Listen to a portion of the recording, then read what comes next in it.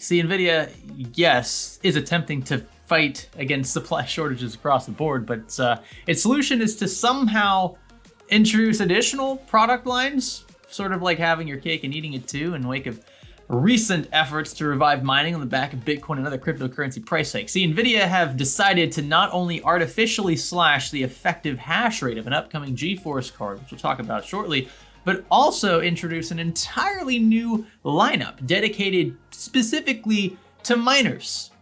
How bad could it be? By this point, you've probably seen our original ad for Thermal Grizzly's Carbonite pads. They're clean peace of mind replacements for traditional thermal paste, and best of all, you'll never have to replace them. But did you also know that you can buy Carbonite pads in different sizes for various processors? They even make a giant 51x68mm pad for Threadripper. I highly recommend Carbonite pads, and you can learn more by clicking the link below. So let's clear up the recent Team Green news for February 2020. Launch day quickly approaches for the Nvidia RTX 3060. In fact, by the time you're watching this video, it may have already launched. 60 series cards have at least traditionally been hugely popular for their performance per dollar. I mean, just look at recent Steam hardware surveys.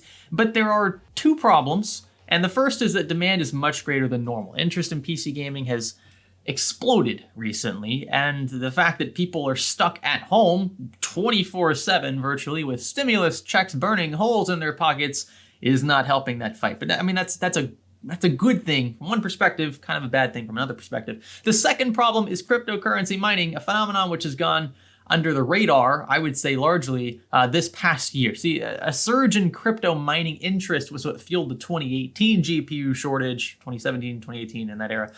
So it's no surprise that the astronomical price of Bitcoin and other cryptos in 2021 is doing much the same thing here. This is a perfect frickin' storm for graphics card suppliers, and the untimely launches of both Ampere and RDNA 2 are only now putting a spotlight on the issue. Scalpers have capitalized on this huge demand. Bots and scripts are being written to snatch up inventory milliseconds after being listed, literally milliseconds after being listed, and the average consumer is being left behind. What little hope remains rests in the hands of physical brick and mortar retailers like Micro Center, but only so many of those exist, and if you're a Floridian like me, that means you are, for all intents and purposes, out of luck. So there you go. There's a brief synopsis of the current state of the graphics card market. Things are so bad that even the used market is feeling its effects, forcing honest gamers to either tough it out on older, dated hardware, right, or pay ridiculous markups. But our lords and saviors at Nvidia have finally reacted in a somewhat decent way. Not really. I'm sorry. Good. It's not only by limiting the mining efficiency of the RTX 3060 and potentially other cards in the Ampere lineup, but also by announcing cryptocurrency mining processors, or CMPs, which are their GPUs. They're just calling them CMPs because they're supposed to be good at only one thing. So what the heck are these? Well, according to the guys upstairs, CMPs are specifically designed to be as efficient as possible for professional miners, going so far as to strip support for anything gaming related in the process. These cards will be sold exclusively through board partners, will have no video outputs, and likely won't have the bling that most gaming cards do. So no RGB support. It would be really weird if these cards did have that. No crazy shrouds. It would make sense, right, to see things pretty vanilla here. Miners only care about efficiency, and baking in features that don't contribute to a higher hash rate will probably be omitted. These still look to be Ampere-based GPUs, and memory configurations look the same, but Ethereum hash rates have been bumped up just a tad, right? With the more powerful 50HX and 90HX variants expected to hit shelves sometime in mid to late Q2. But these differences, again, they're not substantial enough over GeForce counterparts to, in my view at least, sway miners away from those GeForce cards in the first place. And when it comes to resale value, when this new bubble bursts, which it inevitably will at some point, cards with no video outputs will be at the very bottom of the, how do gamers game with graphics cards that have no video outs, right? So the obvious goal here would be to deter avid miners from gaming cards or those Nvidia places into the GeForce family of products. And I, personally, look, I've never been vindictive of miners taking up GeForce card supply. They're just using them in a different way than you or I might, but at least they're using them. And while they may not make much sense for Bitcoin specifically, they're still plenty viable for other cryptocurrencies out there. And that is why miners buy them. It is not illegal. You will not go to jail for using a GeForce card to mine crypto. Okay, nobody's saying you're gonna go to jail, but Nvidia is making it seem as though it's really bad to buy a GeForce card for mining, so we're gonna come up with an entirely new lineup just for you guys. But I think this is disingenuous for Nvidia to say that GPUs don't meet the specifications required of a GeForce GPU and thus don't impact the availability of GeForce GPUs to gamers.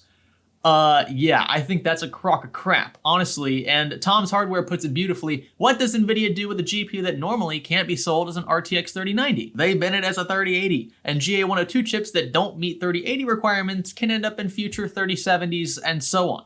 Make no mistake, these are GPUs that could have gone into a graphics card, one for gamers, they mean. They're certainly attempting to make it seem as though they really care about us gamers, so much so to the point where they're willing to create again an entirely new product line to keep those filthy miner hands off of our rightfully game-worthy graphics cards, right? All the while stripping supply from us even further in the process. I mean, what sense does that make? Well, from a corporate one, the only sense I can really make of it is attempting to save face. They're doing the same by stunting the mining potential of vanilla cards like the 3060. I mean, this is all Nvidia trying to cover themselves in this entire fiasco. And what they're doing with stunting the cards, this is Nvidia really saying, if you really want to mine with these GeForce cards, we're going to make it a hell of a lot less efficient for you. And that's where the story of gimping the 3060 comes into play. Potentially other SKUs retroactively, or creating entirely new SKUs to gimp GeForce mining potential. Nvidia have, at least in software, crippled the GPU's hash rate, which would obviously make it much less appealing to miners for the price. But if this remains a software feature, so to speak, quote unquote feature, then I've no doubt miners will be able to circumvent the program. And it's laughable to assume that there's not some sort of patch, or that there won't be some sort of patch popping up on mining forums or wherever. And for that matter, miners don't even need to use an authorized BIOS. They can flash whatever the heck they want on these things. So many of them are probably looking at this announcement and laughing on the inside. Maybe at some point we'll have actual hardware limitations implemented at the GPU level, but the idea seems a bit far-fetched, and especially 2021. And in the case of Ampere, whose architectures have already been stamped and processed, it's very likely that the only things Nvidia can do to mitigate these issues in the immediate will be at the software level. Again, more of a joke than anything else. You can't have one without, you can't stunt the growth of GeForce cards without also rolling out mining cards, right? You have to appease both sides. It's obvious that their goal is for these two approaches to work in tandem, right? But once these workarounds propagate, there'll be nothing left to keep miners from buying GeForce SKUs in their places. So the whole idea of a CMP goes out the window. In fact, all things considered, it's probably going to make more sense to buy a GeForce model, since resale values on sites like eBay will be significantly higher than their CMP counterparts, again, because those counterparts don't have video outs. And that'll allow miners to recover much more of their initial investments. Inasmuch, since the hash rates between both lineups aren't really all that different, miners won't be missing out on much once those software patches and new BIOSes are released to the public. I wish I had better news for us gamers, but all of this seems like one mega publicity stunt. I mean, you could argue that Nvidia is actually trying to do something, and trying to do something is better than not trying at all. But statements like these, I mean, this one right here is it just rubs me the wrong way. It's definitely a reach. And I mean, sure, to the layman, this may seem legit, but spend any time in this industry and you'll quickly realize how large a steaming hot pile this is. And efforts on the software side are so easy to sidestep that it's almost joke-worthy. I sincerely hope I'm wrong. I hope this all plays out in favor of gamers long term, without necessarily crippling any other consumer base. But if precedent has anything to say about it, these tactics will only be a small blip on the radar. That's all for this one. Thanks for sticking around to the end. I know this is kind of a weird format, but I just want to talk a bit about this. Leave a like, consider subscribing. I'll catch you in the next one. My name is Greg. Thanks for learning with me.